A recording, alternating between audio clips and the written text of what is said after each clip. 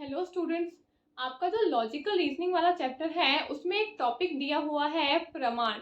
उसमें आपके प्रमाण एंड 6 टाइप्स ऑफ प्रमाण के बारे में बताया हुआ है।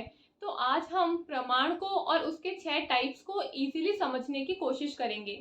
तो सबसे पहले तो हम ये जानते हैं कि प्रमाण होता क्या है। प्रमाण है सोर्स ऑफ नॉलेज, यानी कि किसी भी ज्ञान को जब आप प्राप्त करते हो तो उस ज्ञान को प्राप्त करने का एक सोर्स कहलाता है प्रमाण।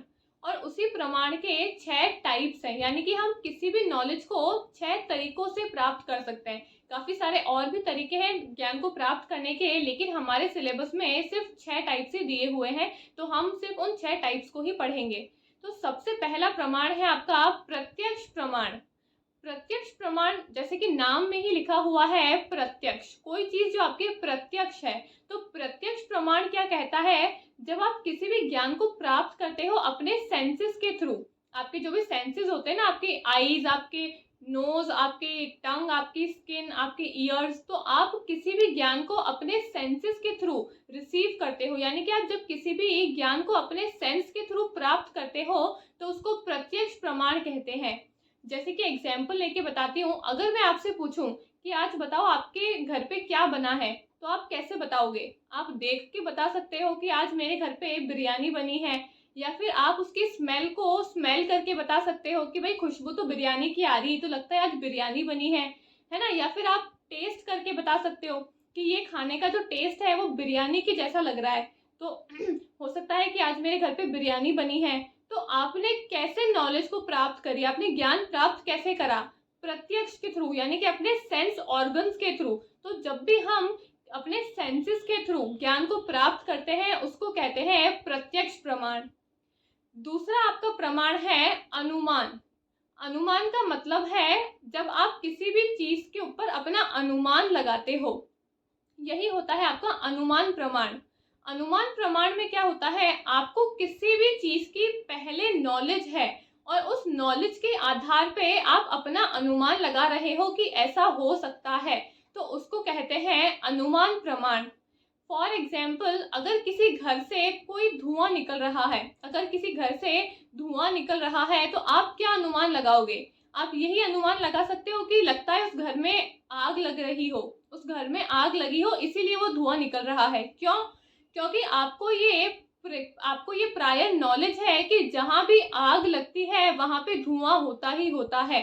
तो इस घर से भी धुआं निकल रहा है, इसका मतलब इस घर में भी आग लगी हुई है। तो यही होता है आपका अनुमान प्रमाण, जो ये कहता है कि आपको कोई प्रायर नॉलेज है और उस नॉलेज के आधार पे आप अपना अनुमान लगा रहे हो, और उस अनुमान के आधार पे आप क्या कर रहे हो, किसी भी नॉलेज को प्राप्त कर रहे हो, कोई भी नई इंफॉर्मेशन को गेन कर रहे हो, तो इसको कहते हैं अनुमान प्रमाण। तीसरा है आपका उपमान प्रमाण। उपमान प्रमाण में हम क्या करते हैं, दो चीजों को कंपेयर करते हैं, यानी कि दो चीजों की तुलना करते हैं, और फिर उस तुलना के आधार पे हम किसी भी नई नॉलेज को, यानी कि किसी भी नई ज्ञान को प्राप्त करने की कोशिश करते हैं।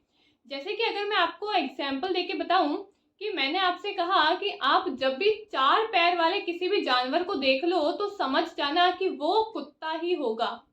ठीक है, आप जब भी किसी 4 पैर वाले जानवर को देख लो तो समझ जाना कि वो डॉग ही होगा, वो कुत्ता ही होगा। लेकिन जरूरी तो नहीं है कि 4 पैर वाला जानवर हमेशा ही डॉग हो सकता है वो गाय हो सकता है वो बकरी हो, या फिर कोई दूसरा जानवर हो, है ना। तो ये जितने भी टाइप्स ऑफ प्रमाण है वो जरूरी नहीं है कि वो सही ही हो, लेकिन जो आपका प्रत्यक्ष वाला प्रमाण है वो हमेशा सही होगा। तो जो हमने प्रत्यक्ष वाला प्रमाण देखा जिसमें हम हमारे सेंस ऑर्गन्स का यूज करते हैं वो हमेशा सही ही होगा। लेकिन जो हमने अनुमान वाला देखा जिसमें हम अनुमान लगाते हैं, जरूरी नहीं कि हमारा अनुमान जो है वो सही ही हो। ठीक है, जो हम उपमान वाला प्रत्यक्ष उपमान वाला जो हम प्रमाण देख रहे हैं जिसमें हम क्या करते हैं, कंपेयर करते हैं, यानी कि तुलना करते हैं दो चीजों की, तो जरूरी नहीं है कि हम जो भी तुलना कर रहे हैं दो चीजों के बीच में वो सही ही हो। जैसे कि यहाँ पे मैंने एग्जाम्पल लिया कि जो भी आप 4 पैर वाला जानवर देखो तो समझ जाना कि वो डॉग ही होगा, लेकिन जरूरी तो नहीं है कि वो डॉग ही हो सकता है वो कोई दूसरा भी जानवर हो। तो जो भी हमारे टाइप्स ऑफ प्रमाण है प्रत्यक्ष को छोड़ के वो सभी आपके गलत भी हो सकते हैं, लेकिन जो प्रत्यक्ष वाला प्रमाण है वो आपका हमेशा सही ही होगा। फोर्थ वाला आपका प्रमाण आता है शब्द प्रमाण। अब जैसे कि नाम में ही बताया गया है शब्द प्रमाण, यानी कि जब आप किसी भी नई नॉलेज को गेन करते हो, यानी कि जब आप किसी भी नए ज्ञान को प्राप्त करते हो शब्द के माध्यम से, उसको कहते हैं शब्द प्रमाण। जैसे कि अगर मैं आपको एग्जाम्पल दूं, तो अगर मोदी जी ये कहें कि कल से फिर लॉकडाउन लगेगा, तो क्या आप उनकी बात पे विश्वास करोगे? बिल्कुल करोगे। क्यों? क्योंकि ये मोदी जी के खुद के शब्द हैं। तो आपको ज्ञान की प्राप्ति हुई। आपको ज्ञान की प्राप्ति क्या हुई कि कल से फिर लॉकडाउन लगेगा, तो आपको एक नए ज्ञान की प्राप्ति हुई। कैसे हुई? आपको मोदी जी के शब्दों के माध्यम से इस ज्ञान की प्राप्ति हुई। तो यही होता है शब्द प्रमाण, जिसमें आपको शब्दों के माध्यम से ज्ञान की प्राप्ति होती है। अब चाहे वो शब्द आपके मौखिक हो, यानी कि ओरल हो, चाहे वो रिटन हो, चाहे वो लिखित हो। ठीक है, तो जब भी हमको शब्दों के माध्यम से ज्ञान की प्राप्ति होती है, तो उसको कहते हैं शब्द प्रमाण। तो अब फिफ्थ प्रमाण है आपका अर्थपट्टि। अर्थपट्टि का प्रमाण क्या कहता है कि जब भी आप किसी नए ज्ञान की प्राप्ति करते हो अपनी कल्पना लगा के, यानी कि जब भी आप किसी नए नॉलेज को गेन कर रहे हो अपना अजम्पशन लगा के, यानी कि अज्यूम करके, जब भी आप किसी नए नॉलेज को गेन करते हो, किसी नए ज्ञान को प्राप्त करते हो कल्पना करके, तो उसको कहते हैं अर्थपट्टि प्रमाण। फॉर एग्जाम्पल, सपोज करो कि कल एक बॉय ने किसी कंपनी के लिए अप्लाई किया था, लेकिन उस कंपनी से उस बॉय को ना ही कोई फ़ोन आया, ना ही कोई मैसेज आया वापस। तो अब उस बॉय ने क्या समझा कि हो सकता है कि मुझे सिलेक्ट ही नहीं किया गया है, क्योंकि मुझे कोई कॉल नहीं आया, ना मुझे कोई मैसेज आया, तो इसका मतलब तो मेरे को सिलेक्ट नहीं किया गया है, मेरा सिलेक्शन नहीं हुआ है। ये क्या हुआ? यहाँ पे उस बॉय ने क्या करी? अपनी कल्पना करी। लेकिन हो सकता है कि वो जो एचआर है वो बिजी हो, इसलिए उनको टाइम नहीं मिला हो कोई भी मैसेज करने का या फिर कोई भी कॉल करने का, है ना। तो मैंने कहा था ना कि जो प्रत्यक्ष वाला प्रमाण होगा सिर्फ वही सही होगा, बाकी जितने भी प्रमाण के टाइप्स है वो गलत भी हो सकते हैं। तो यहाँ पे अर्थपट्टि प्रमाण में जो हमने कल्पना करी है, वो हमारी कल्पना जो है वो गलत भी हो सकती है। तो ये था आपका अर्थपट्टि प्रमाण। और सिक्स्थ वाला आपका प्रमाण होता है अनुपलब्धि प्रमाण। अब अनुपलब्धि प्रमाण के नाम से ही आपको समझ में आ रहा है अनुपलब्धि, यानी कि कोई चीज जो उपलब्ध नहीं है और उसके अनुपलब्ध होने के माध्यम से आपको उसका ज्ञान प्राप्त हो रहा है, वो होता है अनुपलब्धि प्रमाण। फॉर एग्जाम्पल, सपोज किसी स्कूल में आज प्रिंसिपल जो है वो राउंड पे निकले हैं, वो हर एक क्लास में जाके चेक करेंगे कि पढ़ाई कैसी चल रही है, अच्छी चल रही है या नहीं चल रही। अब वो किसी एक क्लास में गए, वहां पे जाके उन्होंने देखा कि आज क्लास में एक भी बच्चा नहीं है।